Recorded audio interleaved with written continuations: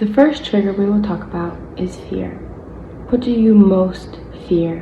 What is it that runs through your life and puts you into a place of fear almost without thinking? For me, I lived in this place of chronic fear. I didn't realize it was fear. At the time, I just knew that I was a chronic worrier. People in my life told me I worried too much and about things that I couldn't control. But that's where I stayed. I stayed in a place where I was always worrying about the future. I was always worried about things that might not go my way or whatever it was. So fear is a really, really big one. And you probably can find places in your life fairly quickly of places that you are feeling those pockets of worry or fear. Maybe you would immediately call it fear, but sometimes it can come by another name. For instance, some things that you might be fearful of is politically. Maybe when you think ahead, maybe you're worried about the next presidential election and how that will affect your life. Or maybe you are afraid of what your choices your children are going to make when they get older, and whether or not they're going to have a good life, or if they're going to need therapy, or if they're going to live by the values that you've been teaching them. Maybe you worry about the longevity of your job. Those things that come into your life create fear, and when we hold on to them, we create a cycle of fear. So again, there's a big difference between our response to a stimulus in our life. That's a normal process. Something happens and we respond to it. We lose our job, we feel fear of what's going to happen. That's normal.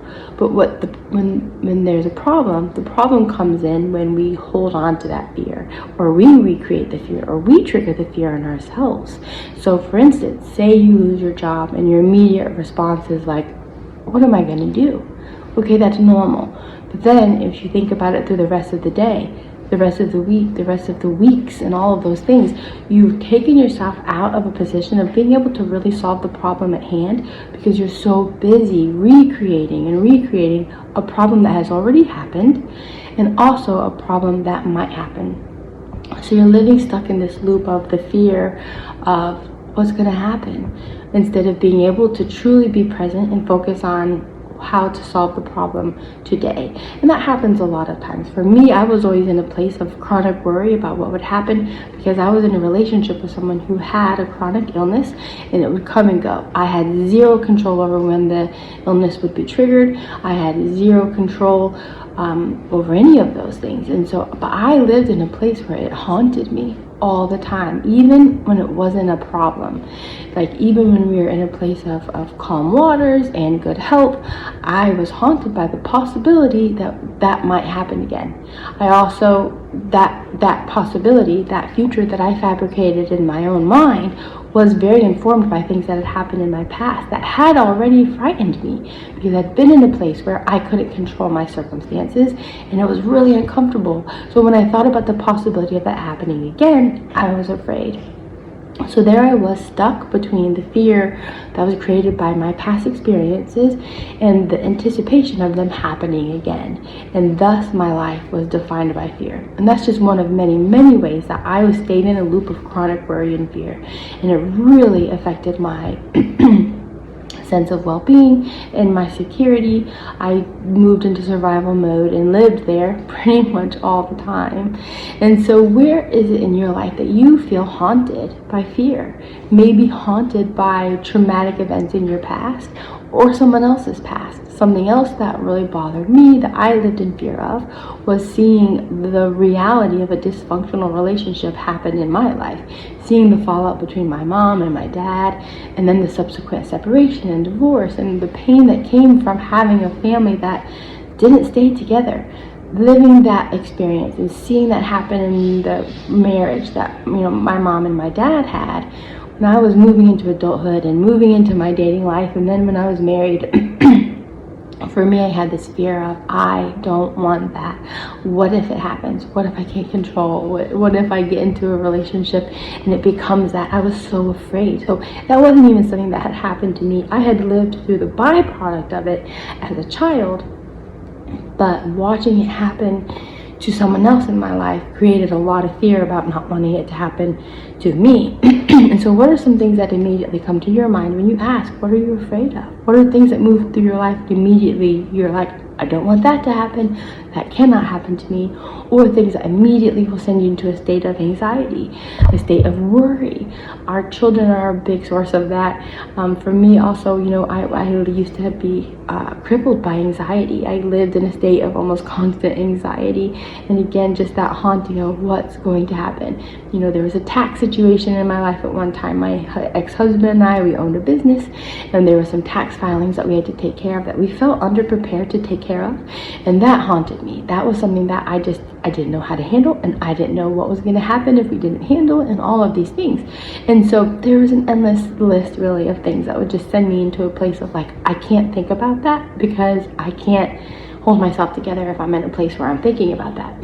I was afraid to think about it because it moved me into a place of feeling like that's not something I can control, and I don't know how to solve that problem. And so fear comes from a lot of those places in our lives. And so you'll see in the workbook, there's a place for you to make a list of those things that you are afraid of. So I want you to think very deeply and ask yourself, where am I afraid? And write down the things that come to your mind, at least those first 5. But then sit and continue to write. As things continue to come into your mind, write them down. Continue to write them down. It's probably going to be a big list. I don't know how old you are.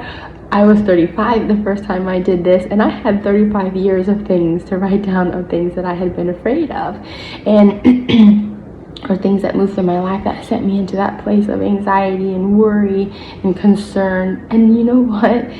Most of them were things that I did not have control over, because there were things that were not yet happening, because they were things that I was afraid of that might happen in the future, or there were things that were informing my fear that had already happened. And I can't control the past. I can't go back and make bad things not happen to me. I can't undo the traumas that I've experienced in my life. I can't do that. And so the fear was being fed by things I could not control. And so where is that happening in your life? Can you think of something? Now remember, the questions you ask yourself, your mind will come up with an answer, and I believe it's your higher power that is having a dialogue with you that will help to inform you of these things. This is probably the beginning of some of the most important conversations you will have with your higher power, because as you identify these triggers in your life, you'll be able to be more self-aware of them, and then you'll be prepared to stop them from happening and resolve them when they do.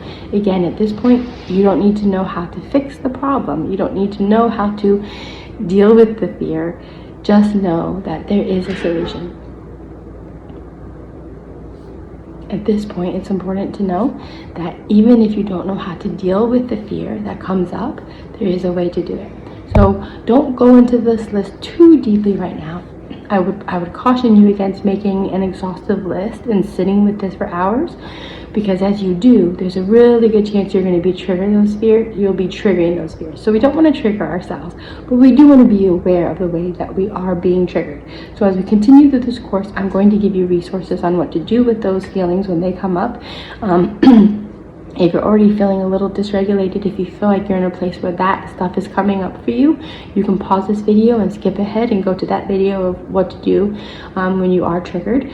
I'm serious, because I don't want you to move through this course being triggered, and this is just the first of the 4 triggers I'm going to cover. So if you're already feeling a little bit of anxiety and worry and, kind of uncomfortable with the things that we've been talking about thus far, take some time to get a little regulated before we move on to the next one.